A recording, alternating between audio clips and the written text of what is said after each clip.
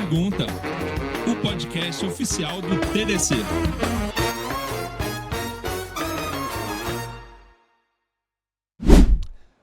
Olá, estamos de volta com mais um Tem Tempo para Pergunta, o podcast oficial do TDC, gravando a nossa 6ª temporada direto de Porto Alegre, no TDC Summit Porto Alegre 2024. Sim, estamos aqui na capital mais ao sul do Brasil.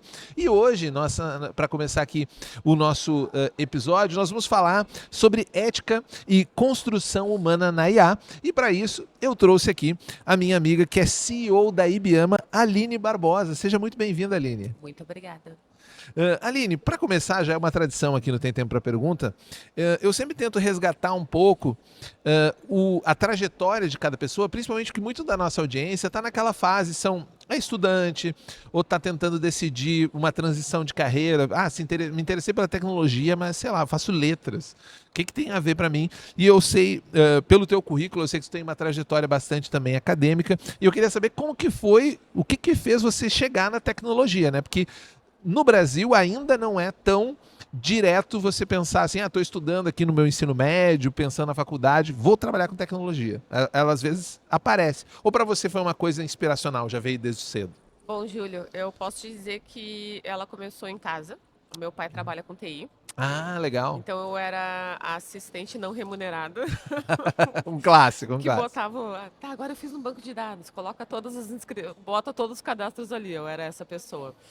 E com o tempo, na realidade, a minha carreira acadêmica ela é muito diferente. Então, o que eu quero dizer é, desde que tu faça o que tu quer, tu vai chegar, né, no espaço da tecnologia também, até porque ela atravessa todos os sistemas atuais, né, acadêmicos, governamentais e profissionais.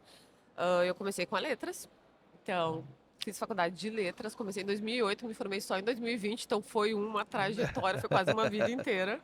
Mas fiz outras coisas, viajei 2 vezes para os Estados Unidos a trabalho, então aprendi uma outra forma de trabalho que não é brasileira, daí já comecei a comparar.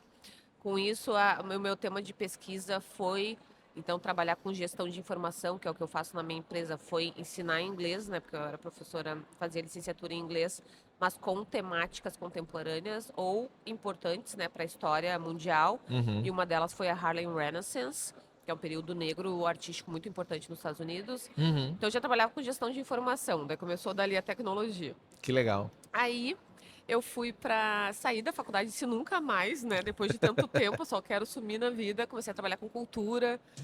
Conheci os barzinhos de trás da faculdade, então eu ia nos sarais, nos encontros informais com pessoas de outras faculdades. Uhum. E aí veio um projeto de pesquisa. Eu passei por um projeto de pesquisa na internet que falava que eles estavam buscando pesquisadores sobre inteligência artificial. Mas o diferencial era que eles tinham que ser da humanidades e não das exatas. Já tinha um foco, então, Tinha diferente. um foco, porque como, de novo, né, como esse ramo da inteligência artificial impacta diretamente vidas humanas, eles precisam também, né, de filósofos ou pessoas da área da humanidades trabalhando nisso. E aí me inscrevi, entrei, e a partir dali entrei no mestrado. Aí com a mesma temática dentro da inteligência artificial, que é essa identificação, né, dessa construção da identidade da mulher negra dentro do espaço digital. Então foi assim. Então assim, quem quiser pode começar com o que tu for na faculdade que vai dar certo, vai chegar na tecnologia. Incrível. E você falou dessa questão das humanidades, né? O quão importante é trazer pessoas que têm esses outros vieses, e uma das coisas que mais é debatida, e eu já recebi várias pessoas aqui com diferentes vieses, inclusive, sobre a IA. Se a IA, ela pode ser considerada, eu posso tratar a IA como uma cafeteira, como um alicate, como uma ferramenta que ela não é nada, ela é só uma ferramenta e dependendo quem utilizar e como utilizar é que vai dar, digamos assim, algum direcionamento, algum viés. Só que eu sei, e eu queria até que tu falasse um pouco sobre isso, que a máquina, nesse sentido, a IA não é uma máquina neutra, ela é uma construção um pouco diferente, né? Sim, exatamente. Por ser uma ferramenta, alguém tem que definir os padrões e hoje em dia quem define os padrões são o pessoal do ramo, do sistema inteiro, tá? Então eu falo especificamente das pessoas que tomam as decisões de como essa máquina vai ser construída e desenvolvida. Então eu posso, sim, a gente quando a gente trabalha com inteligência artificial, a gente sabe que ela pode ser feita de forma supervisionada e não supervisionada, mas mesmo assim, né, mesmo que ela seja não supervisionada, ou seja, a máquina vai decidir por si mesma como as categorias funcionarão, ela ainda vai usar um banco de dados que alguém escolheu. Então Sim. sempre tem uma pontinha humana em algum momento. E desde o seu início, né? Ela começou, o início todo dessa inteligência artificial não é de agora, vem de 1960, né, por John McCarthy. E aí ele criou um grupo de estudos de verão que falava de inteligência artificial. E ele disse que a ideia era construir uma ferramenta que simulasse ações humanas. Uhum. Antes disso também tinha uma proposta, né? Tinha um texto inicial do Alan Turing falando se máquinas poderiam pensar.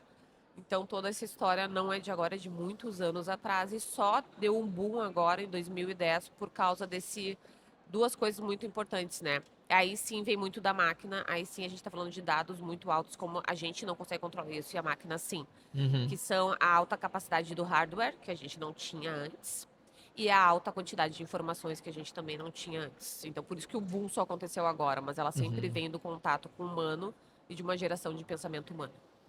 E essa construção é bom até a gente esclarecer. A gente já falou isso aqui no podcast, mas eu acho sempre bom trazer outros olhares sobre esse aprendizado da máquina. Ele depende desses dados estruturados e não só da existência, mas em como eles são estruturados, né? Para que ela possa fazer a sua própria ontologia ali, a sua verificação de padrões, digamos assim, né? Isso, e olhando, né, analisando, vou até usar um exemplo para ficar mais fácil, porque às vezes a gente explica e não consegue chegar numa boa resposta. Tem um processo, tá? Uma técnica que foi feita que se chama quarto chinês. O que significa, né? O argumento do quarto chinês. Quando o Alan Turing criou aquele artigo perguntando se máquinas poderiam pensar, o John Searle, em 1980, criou um argumento falando do quarto chinês. A história é assim: eu tenho uma pessoa num quarto e ela não sabe chinês, mas tem um monte de livros, né, que ela pode utilizar em cima de uma mesa. E tem uma pessoa do outro lado que fala mandarim. Então essa pessoa escreve uma frase e bota embaixo da porta e a outra pessoa do outro lado que não sabe mandarim tem que traduzir. Uhum. E ela utiliza todos aqueles recursos, aquelas ferramentas que são os livros que estão na mesa para ela e devolve. Só que as pessoas disseram para essa pessoa falante de mandarim que quem tá lá é uma máquina, não é um ser humano. E ela diz: "Nossa, essa pessoa fala mandarim, não tem como não falar, a tradução está corretíssima". Então o que ele quis comprovar? Que a máquina, na realidade, ela reproduz sintaxe. Ela Certo. reproduz, ela faz uma tradução direta daquilo que existe, mas ela não correlaciona com o mundo. Ela não trabalha com semântica. Então, se eu vou dizer que vai chover chuva de canivetes, ela provavelmente vai entender que vão chover canivetes e não que é uma chuva muito densa. E isso, a metáfora, ela não alcança. Ela não alcança. As máquinas atuais, as inteligentes, agora eu posso dar conotações para essas definições. E como o que a inteligência artificial faz aí, que é o avanço dela, ela vê como isso é reproduzido por seres humanos, porque ela usa os nossos dados para treinar. Então, toda vez que eu digo que está chovendo canivetes e a pessoa responde: "Poxa, está chovendo tanto assim em Porto Alegre", ela vai correlacionar: "Ah, então chove muito, então a resposta que eu vou te dar é que não está chovendo canivetes, é chuva de verdade". Mas a ideia é que ela sempre correlaciona informações a partir dessa troca humana. Entendi. Ela vai fazendo, pegando pelo histórico, né? Basicamente. Não necessariamente. É porque, às vezes, por inferência, até tem a questão que eu quero abordar mais tarde sobre a questão dela ser um triturador de conhecimento, né? É que você chega numa cidade nova, sei lá, você é aqui do sul e está visitando uma cidade do Nordeste, alguém te solta uma expressão que às vezes você não, putz, isso não faz sentido. Mas no contexto, dependendo da entonação, a pessoa riu depois, ela te apontou alguma coisa, ele quis dizer isso, né? Só que a tecnologia que a IA usa para fazer isso, ela não tem como pegar essas nuances, né? Não. E a gente tem muito disso também, até quando a gente utiliza o próprio celular, né? Quem nunca estava falando no WhatsApp e falou: "Ai, tu não entendeu bem o que eu queria dizer, porque não pegou meu tom, não pegou Exato. a ironia". Então, a máquina comete muito desses erros, que são os vieses, que podem ser... viés pode ser bom e pode ser ruim, tá? E eu vou explicar o porquê. Bom porque cada um tem uma perspectiva de vida tem um olhar para o mundo, então isso não vai mudar. Por isso que a necessidade de diversidade na construção de inteligências artificiais. A neutralidade não existe nem no humano, Não quem existe dirá na nem máquina. no humano, que a gente tem, né? As nossas, até o doce que a gente mais gosta, a Sim. cor que a gente prefere. Mas a máquina não pode repassar isso. Ela tem que repassar uma perspectiva holística maior de mundo. Então, por isso a necessidade de diversidade para não causar esses vieses, esses impactos negativos para a sociedade. Ela precisa fazer uma conjugação de vários vieses. Sim. E não só do Isso. viés de quem programou ela. Sim. Né? Mas uma discussão sobre isso, a gente está falando bastante aqui sobre a correlação humano-máquina, né? Uma das coisas que mais apavora nas pessoas no geral é o processo de automação em larga escala, né?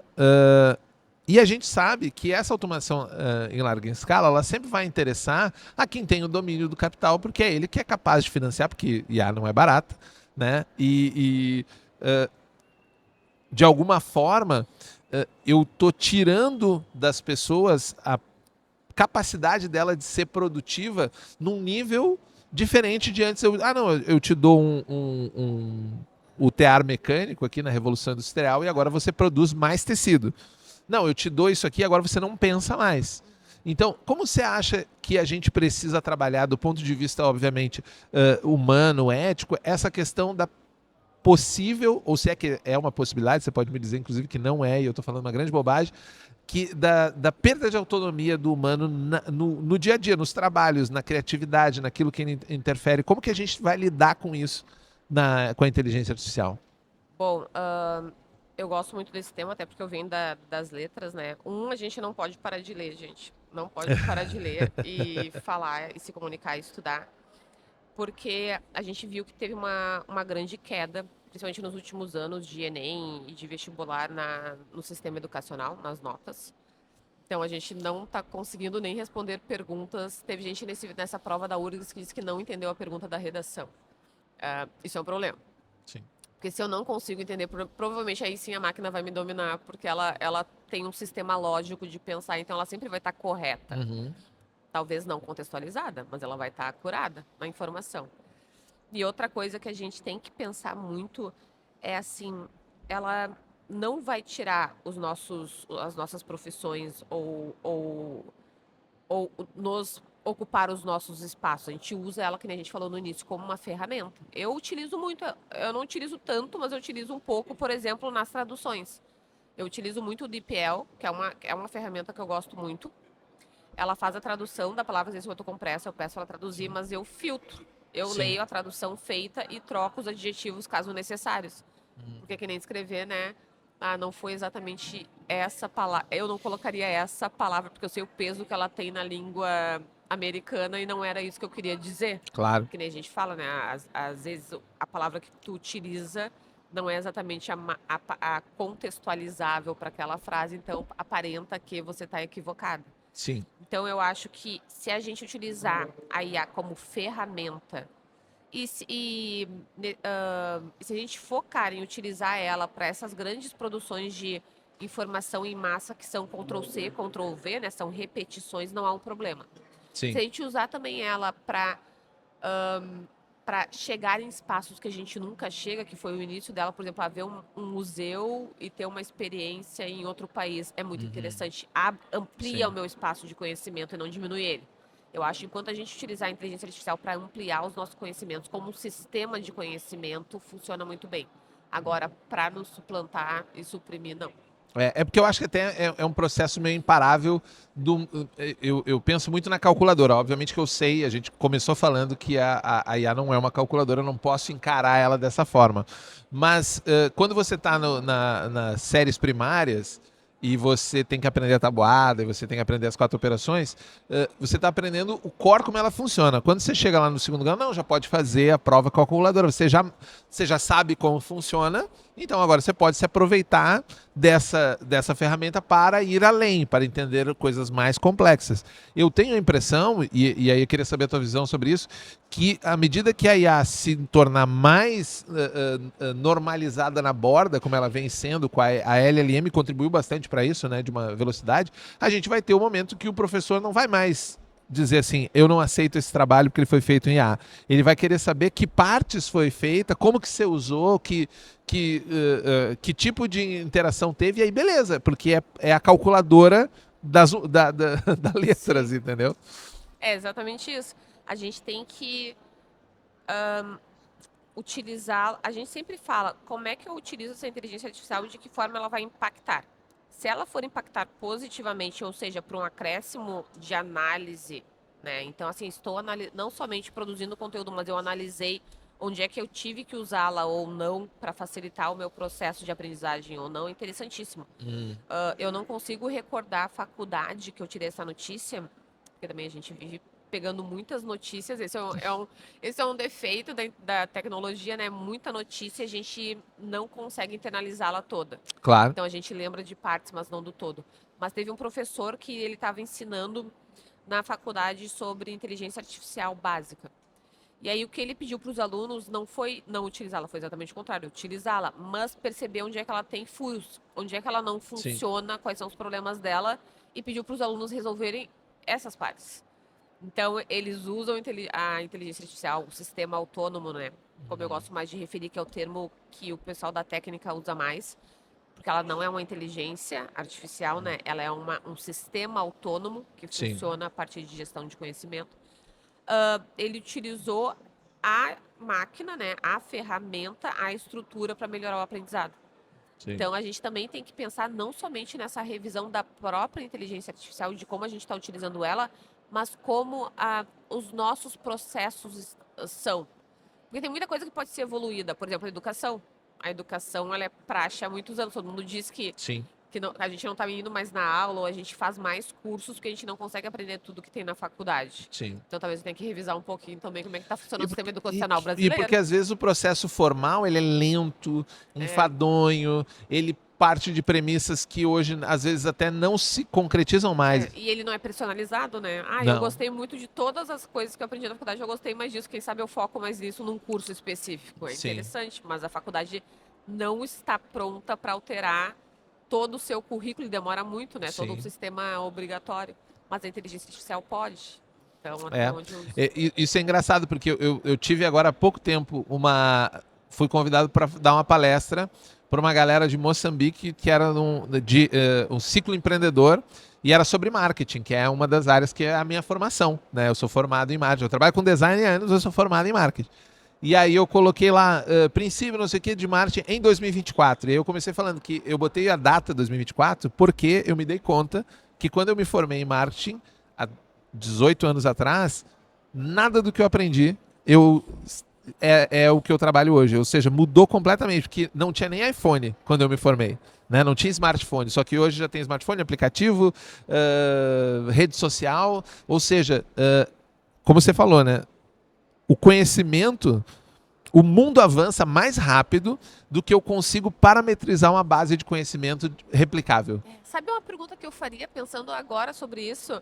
Por exemplo, as bibliotecas. Antes, normalmente, os livros que eram buscados eram normalmente os mesmos, porque as referências eram as mesmas. Sim. Atualmente, quando eu tenho inteligência artificial, eu posso botar um tema e perguntar pesquisadores específicos. Foi assim que eu Sim. fiz no mestrado. Eu quero trabalhar com a identidade da mulher negra. Quais são as pesquisadoras negras, engenheiras que falam sobre isso? Então, eu estou tendo eu estou usando um outro recurso, uma ferramenta para me trazer novos pesquisadores à pauta dentro da Sim. academia. Então, como é que está sendo essa pesquisa para as próprias bibliotecas? Será que mudou o acesso ao acervo? Essa pergunta pode ser feita também, porque daí otimiza em vez de fazer mal. Sim. E eu acho até que a gente tem que cuidar para não provocar o famoso salto cognitivo, né? Que é, eu agora professor, tenho todas essas informações, tenho todos esses autores, só que todo dia chega uma pessoa nova que não sabe nada. E eu teria que voltar naquele base de novo. Eu preciso falar para ela que A mais A, Beabá, não sei o quê, né? E aumentando a complexidade. O que me parece que a galera às vezes se deslumbra um pouco com a inteligência artificial e que talvez seja um perigo para entrar um pouco no tema que eu quero falar, é que toda a inteligência artificial, quando você não tem o domínio de como utilizar ela, ela te devolve algo, um pastiche, uma coisa muito mastigada, porque ela depende muito de como você faz o input para ela te devolver alguma coisa. Você não acha que tem um risco aí, pensando até nessa coisa que você falou, né? Você deu o exemplo, o professor disse para o aluno buscar o gap. Eu falei, o aluno talvez no futuro vai usar, na aula de redação, vai usar IA, porque o objetivo não é fazer redação, porque a IA já faz, você não precisa fazer.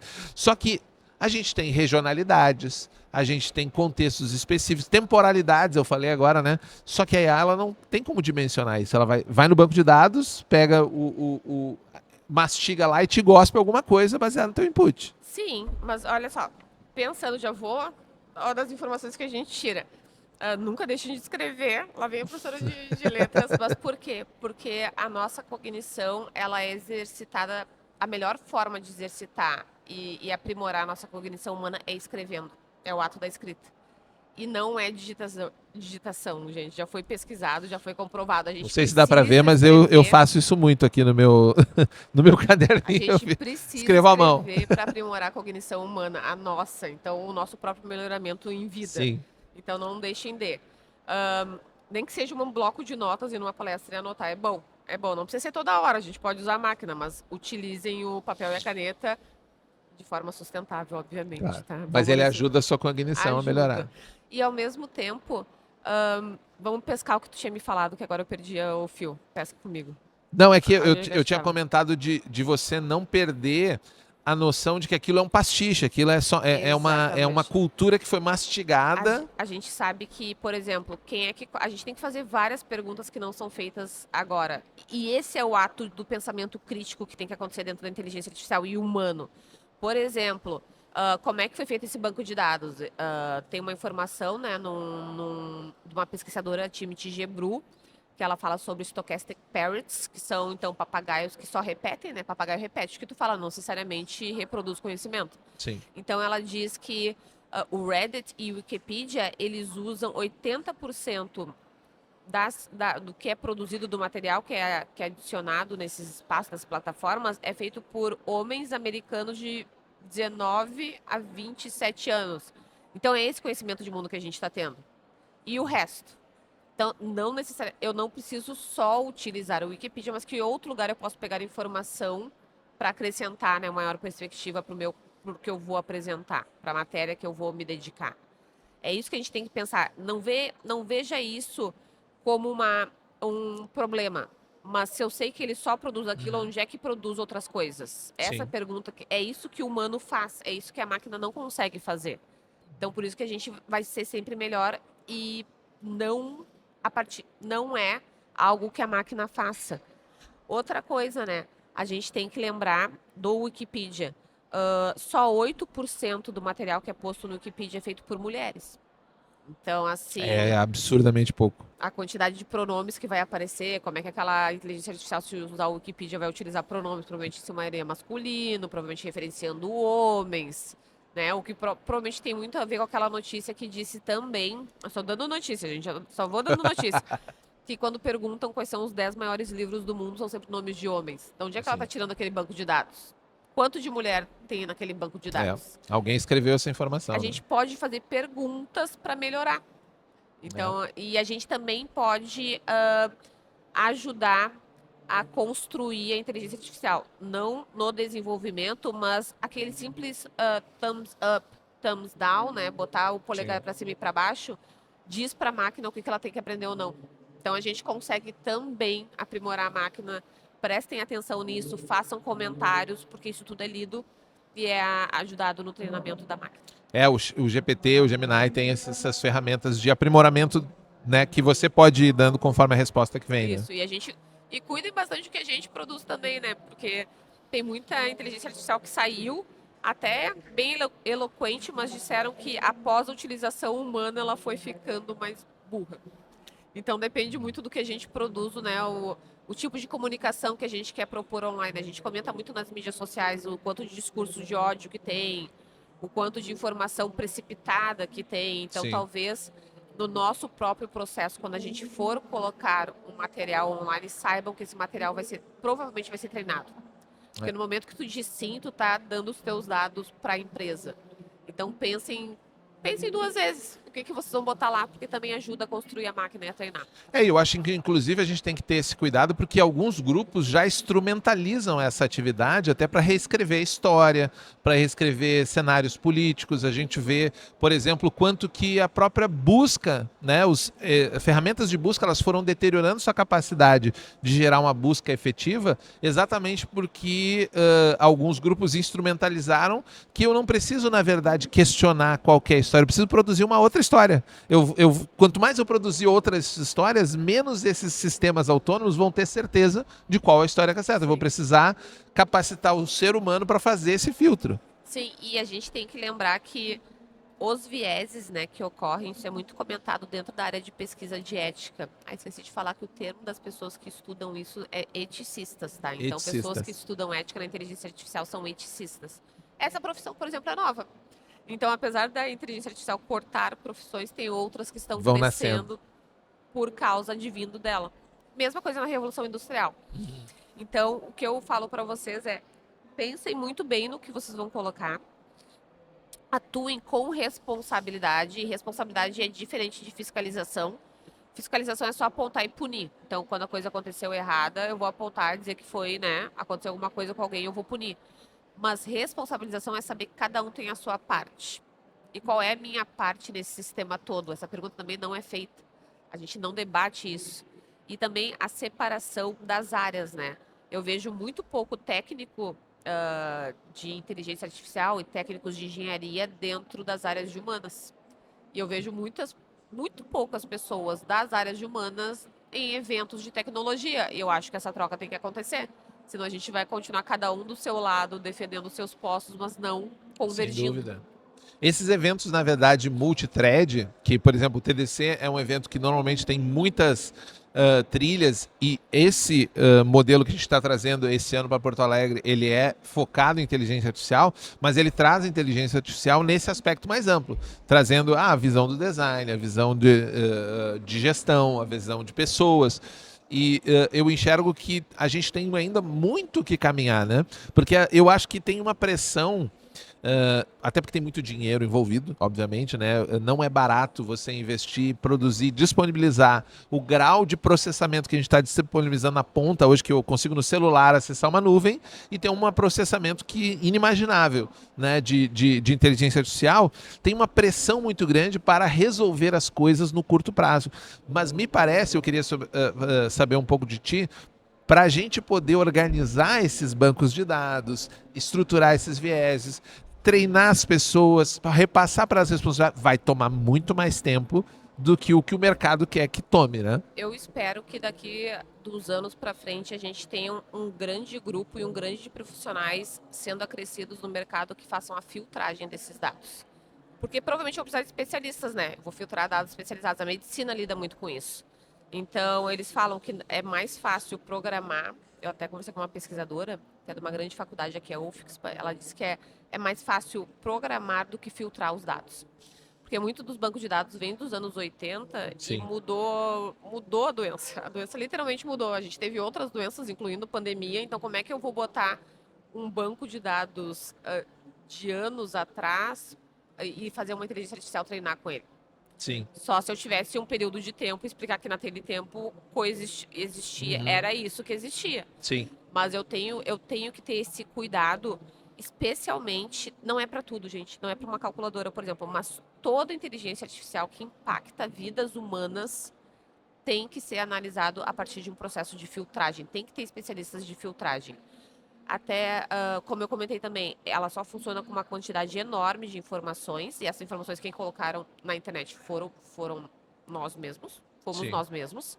Então, o que a gente colocou e o que a gente entendia, né, que a gente fazia na internet. Às vezes era brincadeira, Sim. às vezes era trabalhar com coisa irreal, às vezes era falar bobagem, isso tudo Sim. virou banco de dados.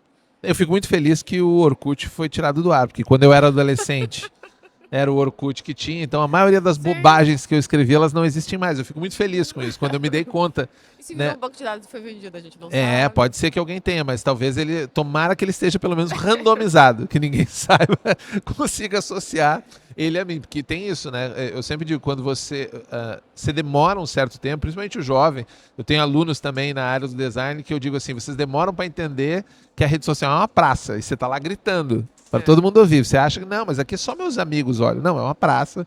O seu potencial, como é que é, orientador de mestrado vai olhar sua rede social, o seu empregador vai olhar sua rede social, então você Sim, tem que, né, sim. tomar uma atenção no que você E está fazendo. E mesmo- agora a inteligência artificial vai olhar sua rede social. E mesmo fechado, né? A empresa que você está botando os seus dados não é fechado para ela. Ela tem a chave. Exato, exato. Não existe esse nível de privacidade. E aí até é interessante que conecta com o ponto, porque a gente teve agora, no dia 3 ontem, né, uma reunião na Comissão de Direitos Humanos do Senado, falando exatamente sobre regulação de IA. A gente está nesse momento num processo de regulação da IA, e eu já entrevistei algumas pessoas aqui, desde cientistas até empreendedores ou CTOs de empresas de porte, e que argumentam que o processo de legislação, de regulação da IA, parte de um princípio restritivo.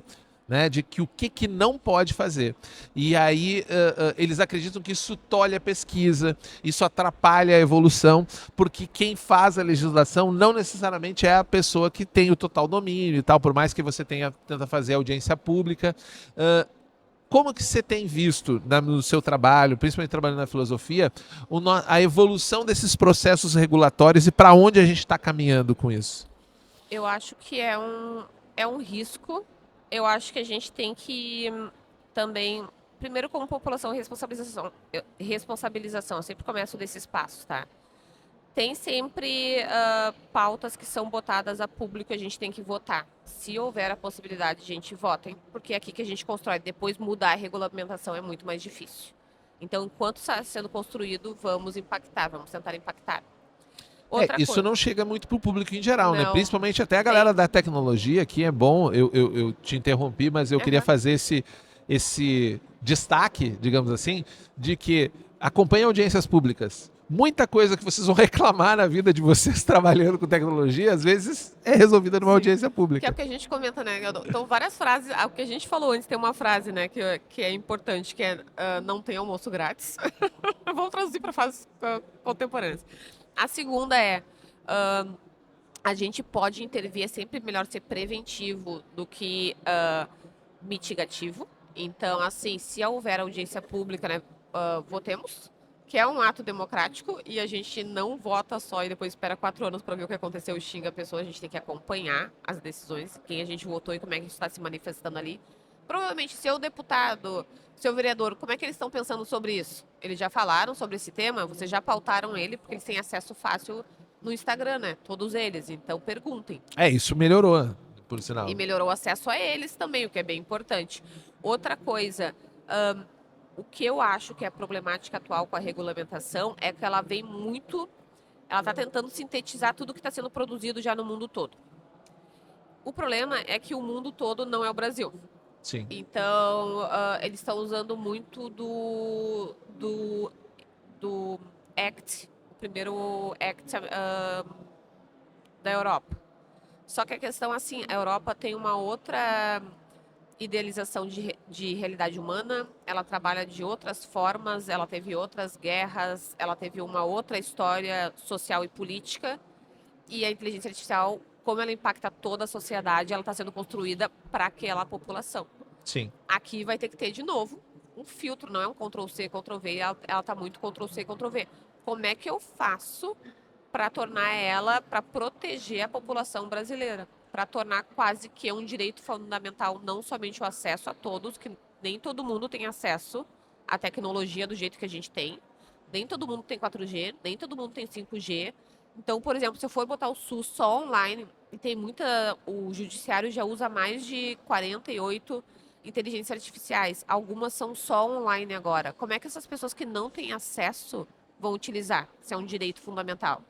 Tem certas perguntas que ainda não foram respondidas. A gente tem que começar a pensar como é que ela vai nos impactar e o que tem que virar lei para nos proteger. São essas duas perguntas principais. E eu acho que, pelo próprio judiciário ter pouco entendimento do assunto, que é outro problema muito falho, eles estudam, que nem eu, mas eles não são da área. E Sim. eu nunca, eu vejo que eles criaram uma comissão. Então, eu vou vendo a evolução, né? Antes eles sabiam que eles sabiam pouco e produziram alguma coisa. Depois criaram uma comissão de técnicos, tem muitos técnicos de faculdades, a Nina da Hora, a Dora Kaufmann, então o Tarcísio Silva, que argumentaram como é que deveria ser essa lei ou Sim. não. Então a gente está esperando para ver o que vai sair. E essa semana a gente teve a notícia de que eles liberaram algumas coisas em prol do crescimento industrial, o crescimento tecnológico. Mas essas liberações, elas influenciam muito o impacto social negativo. Então a gente vai ter que pesquisar um pouco sobre, pedir explicações quanto a isso. Eu acho que a gente tem que estar em cima, porque enquanto não está escrito, a gente ainda tem a possibilidade de mudança. Depois que escreveu, vai ser muito difícil mudar. Isso que você falou de contexto é muito importante a gente ter no horizonte, né? Porque o Brasil é um país que tem carência de saneamento básico ainda, luz elétrica não chega para todo mundo, quem dirá internet, né? Fora casos mais específicos. Aqui no Rio Grande do Sul a gente tem refugiados, gente que perdeu sua casa, que não está em condição, e que para acessar direitos fundamentais, se ela não tiver um lugar onde ela ir e um documento em papel para ela assinar, ela não acessa o direito fundamental dela. Então, eu acho importantíssimo essa visão de que a regulação não pode ser um copia-cola de uma realidade que não nos compreende, né? No sentido de entender Sim. e de incluir, digamos assim. Exatamente. E assim, ó, para quem não se sentiu convencido, gente, eu vou tentar minha última cartada, que assim, tem duas ainda. Uma é sustentabilidade. Essas máquinas precisam de hardware que superaquece, elas utilizam muita água para refrigerá-los. E essa água é água potável.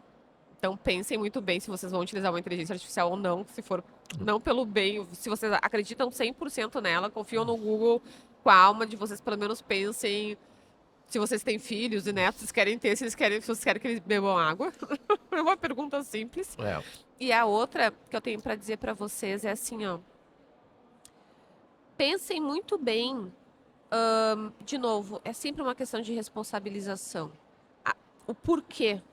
Se eu conseguir responder por que eu estou utilizando ela e como, tá valendo.